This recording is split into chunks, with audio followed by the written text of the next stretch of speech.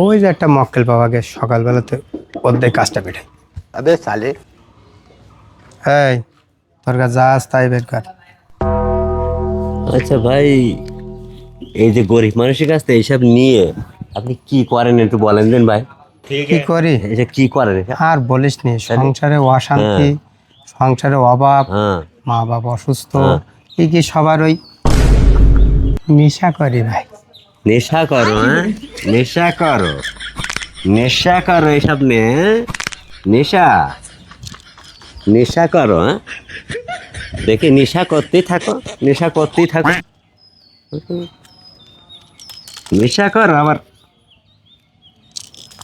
আর কি আছে, তুমি থাকো আমি যাই। শালার ভাই এখন টুপি বানানোর সময় পেল না।